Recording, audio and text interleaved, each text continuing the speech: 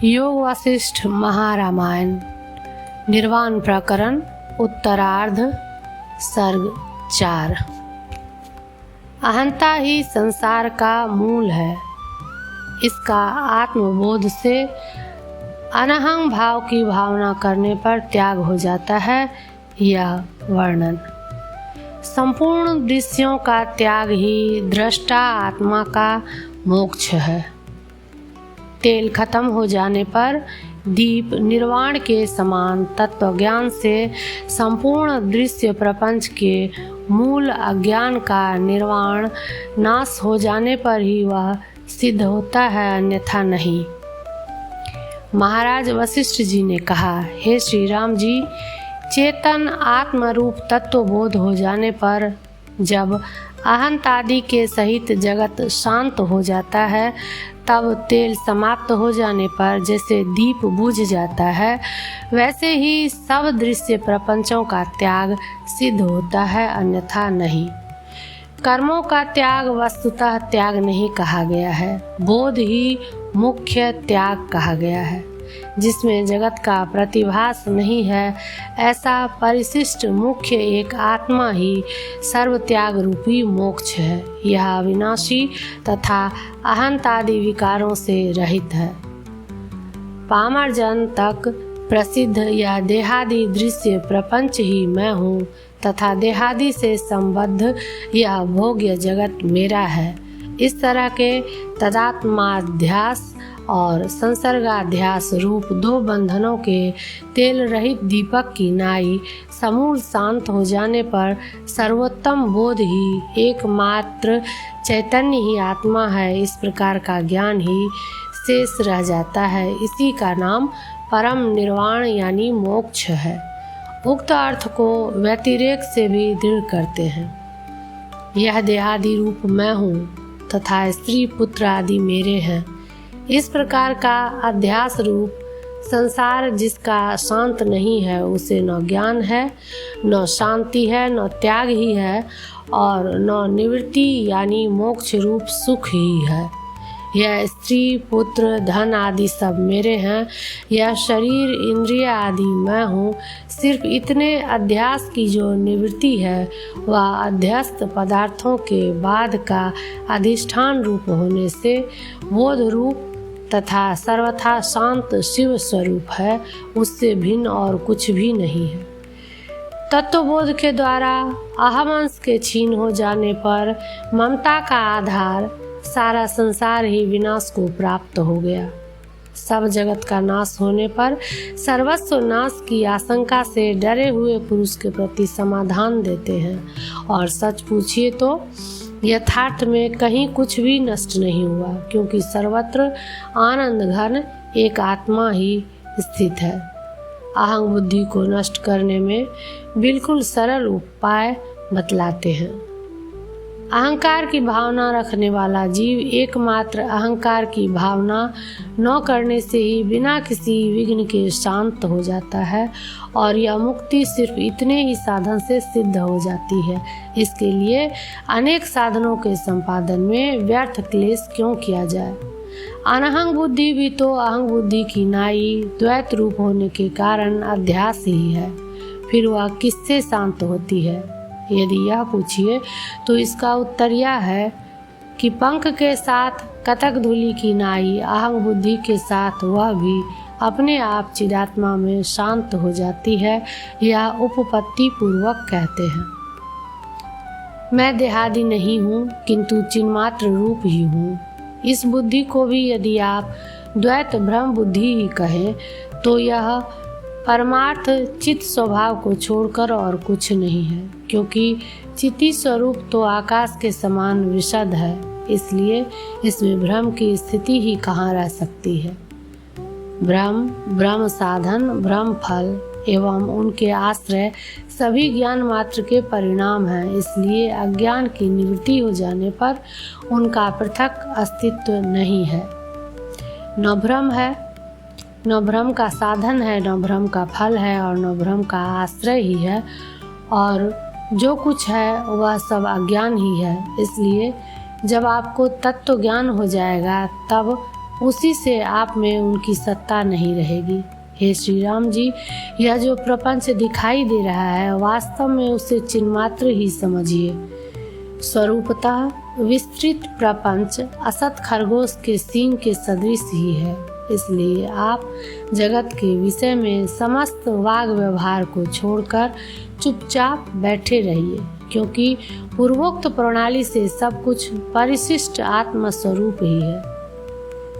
जब जब अहंग भाव का उदय प्राप्त हो तब तब उसी समय में अहंग भाव विरोधिनी अनहंग भाव बुद्धि पैदा करनी चाहिए, जिस कारण सामग्री से निमेष मात्र में शीघ्र अहंग बुद्धि उत्पन्न होती है। उस सामग्री से विरुद्ध तत्काल अनहंग भाव का उत्पादन कर पुरुष किसी प्रकार के शोक से संतप्त नहीं होता। भद्र, इस तरह निरंतर अत्यंत सावधानी से पैदा किए गए अनहंग भाव अहंग भाव को शीघ्र आकाश पुष्प के सदृश निर्वचनीय बनाकर रण में धनुष चढ़ाए गए अर्जुन बाण के सदृश अपरांग मुख हो ब्रह्म रूप लक्ष्य का दृढ़ अवलंबन कर निरंतर आप अवस्थित रहिए।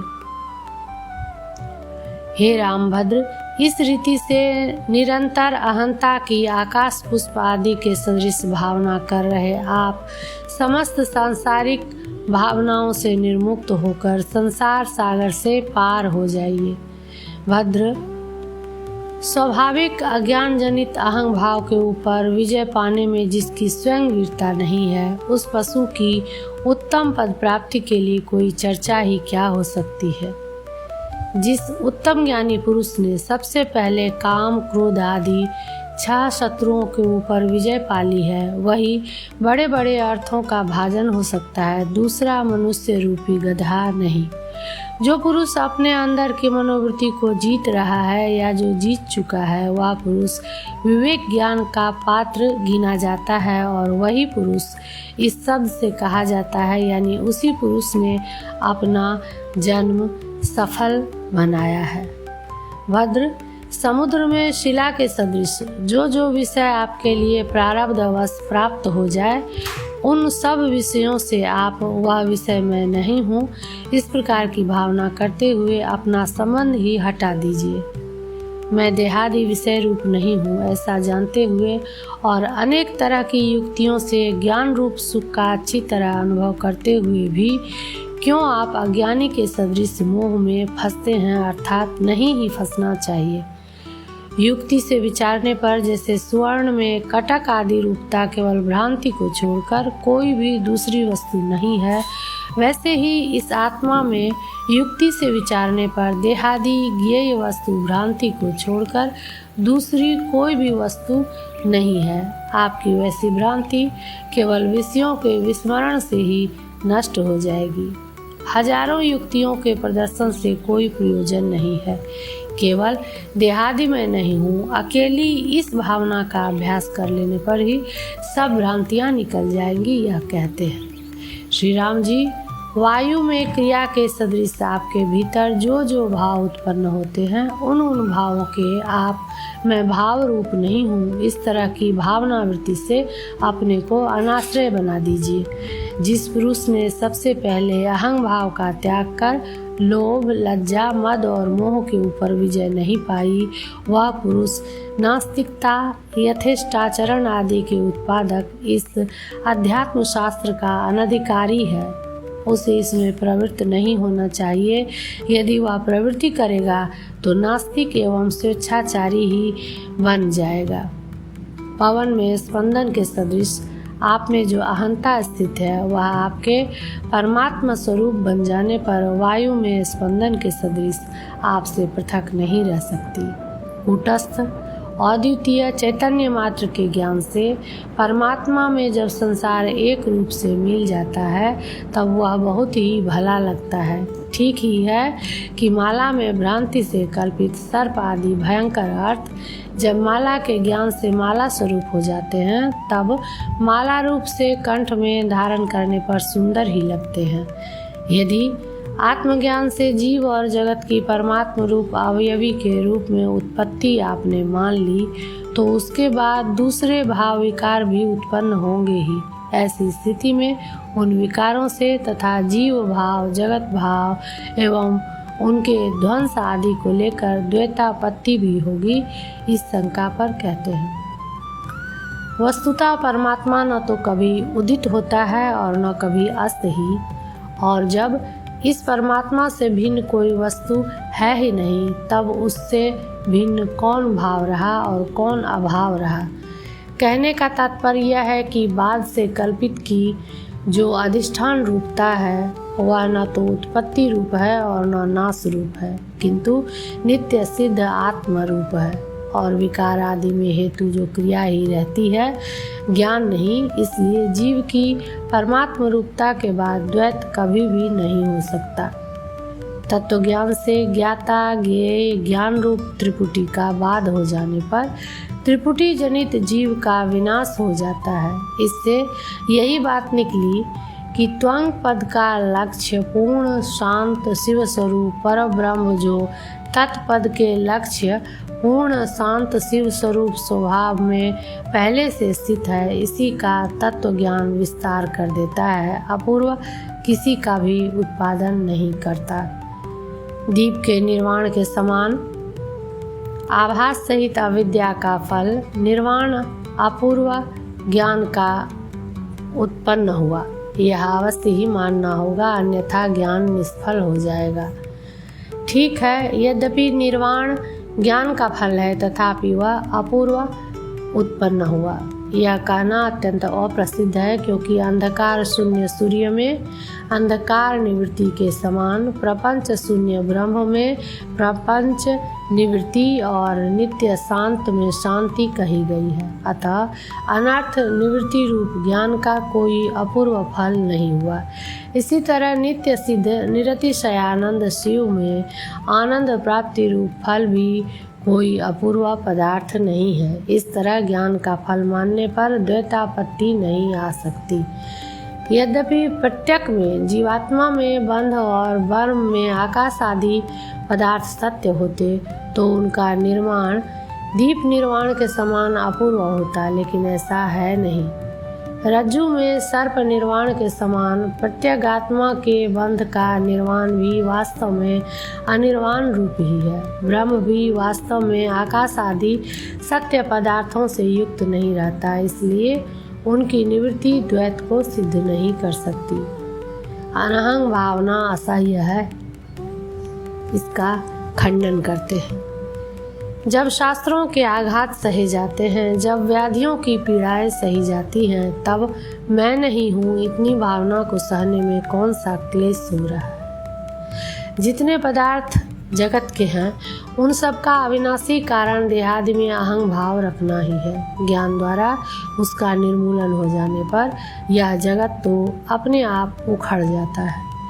निसार भी मुख के वाष्प से जैसे परम स्वच्छ दर्पण मलिन हुआ प्रतीत होता है, वैसे ही परमात्मा रूपी दर्पण अहंकार रूपी निसार भी मुख वाष्प से सारवत मलिन हुआ प्रतीत होता है। अहंकार रूप निसार वाष्प के शांत हो जाने पर तो परमात्मा निर्मल हो जाता है। परमात्मा रूप वायु में अहंकार रूप स्पंद है, उसे शांत होने पर अनिर्देश्य अनाभास अज और अविनाशी अद्वय चिदाकाश मात्र शेष रहता है। बाह्य अनर्थों के अवलोकन में भी अहंकार ही हेतु है, यह कहते हैं। अहंकार सामने उपस्थित द्रव्यों का चिति में प्रतिबिंब प्रदान करता है। उस अहंकार के शांत हो जाने पर वह चिति निराभास अनंत अज और अविनाशी परमात्म स्वरूप ही रह जाता है। अहंकार रूपी मेघ के छिन्न भिन्न हो जाने पर परमार्थ रूप शरत काल का आकाश सर्वोत्तम स्वच्छ असीम चिति लक्ष्मी से खूब सुंदर भासित होने लगता है। हे श्री रामचंद्र जी, जो विशुद्ध सुवर्ण रूप चिरकालिक चैतन्य है, वह अहंकार रूप मल के संपर्क से जीव रूपी ताम्र भाव को प्राप्त हुआ है, परंतु श्रवण आदि उपाय रूपी अग्नि में तप कर जब अहंकार रूपी मल से निर्मुक्त हो जाता है, तब वही परम प्रकाशमय कांतिमान ब्रह्म रूपी सुवर्ण बन जाता है। यदि आप यह कहें कि अहंकार की निवृत्ति हो जाने पर किस नाम से मेरा उपदेश होगा, तो इस पर मेरा यह कहना है कि समुद्र में विलीन सैंधव आदि पदार्थों की तरह तत्त नाम की निवृत्ति से जैसे अव्यपदेश्यता होती है, वैसी ही आपकी भी अव्यपदेशिता होगी। उस समय आप अनिर्वचनीय ब्रह्म स्वरूप हो जाओगे। यह कहते हैं जैसे समुद्र में विलीन हुए पदार्थों का स्वरूप अव्यपदेश्यता को प्राप्त हो जाता है, वैसे ही अनहंता से ब्रह्म में विलीन हुई अहंता भी अव्यपदेश्यता को प्राप्त हो जाती है, क्योंकि उस समय वह ब्रह्म रूप बन जाती है। अहंकार निवृत्ति के बाद ब्रह्म आदि नाम से जो जीव का व्यवहार होता है, वह भी अन्य पद के अर्थ की नाई उसमें जीव में अहंकार रूप अल्पत्व, छोटेपन का नाश रूप जो बृहत्व, बड़प्पन है, तत्स्वरूप प्रवृत्ति निमित्त की कल्पना करके ही होता है, वस्तुतः नहीं होता। यह कहते हैं तरंग आदि धर्मों से शून्य अपने स्वाभाविक स्वरूप से स्थित हुआ जल जैसे पूर्व के तरंग आदि रूप से भीतर सत्य सा प्रतीत होकर तरंग आदि नामों से व्यवहृत होता है, और स्वाभाविक जल रूप से स्थित हुआ तरंग आदि नामों से व्यवहृत नहीं होता, वैसे ही अपने स्वरूप में स्थित आत्मा किसी नाम से व्यवहृत नहीं होता, परंतु जब अहंता रहती है तब वह अन्य पदार्थों के सदृश नाम वाला सा बनकर स्थित रहता है और उन लाक्षणिक नामों की कल्पना से व्यवहृत होता है। अहंकार ही जन्म मरण रूप इस संसार का बीज है। भावना के मूल अज्ञान के नाश से जब यह अहंकार रूपी बीज दग्ध हो जाता है, तब जगत और बंध इत्यादि की कल्पना ही क्या रहती है। इस संसार का बीज अहंकार ही है। इसका उपादान करने के लिए यह कैसे उदित होता है, यह बतलाते हैं।